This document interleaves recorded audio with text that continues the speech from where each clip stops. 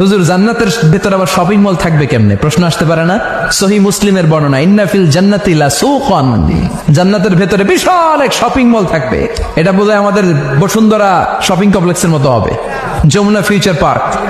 দুবাইতে যে একটা আছে বিশাল শপিং মল, মালয়েশিয়ার মিড ভ্যালি, এগুলোর মতো হবে মনে হয়।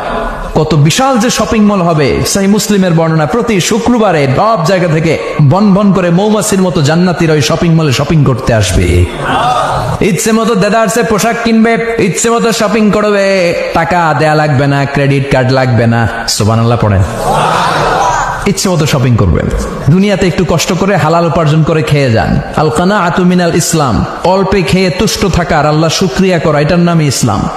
অল্প খাও, অল্প পড়ো, অল্প জমাও, অল্পের ভেতরে বরকত ঢুকাই দিছে কে? অনেকে দেখবেন অনেক খাই খাই নাই নাই করে, এটা যাদের স্বভাব তাদের কখনো বরকত হয় না। অল্প খাবেন, অল্প পড়বেন, আর হালালের সাথে সম্পর্ক করবেন। আল্লাহুম্মা কফিনি বিহালালিকা আন হারামিক ওয়া আগনিনি বিফাদলিকা আম্মান সিওয়াক। বিষ্ণুনবী দোয়া করতেন, আল্লাহ হালালকে আমার জন্য যথেষ্ট করেন, হারাম থেকে আমারে বাঁচিয়ে রাখেন। পড়েন আমিন। হালাল অল্প হলেও হালালে বরকত আছে না নাই? হারাম বেশি হলেও এটাতে কোনো বরকত নাই, ঠিক কিনা?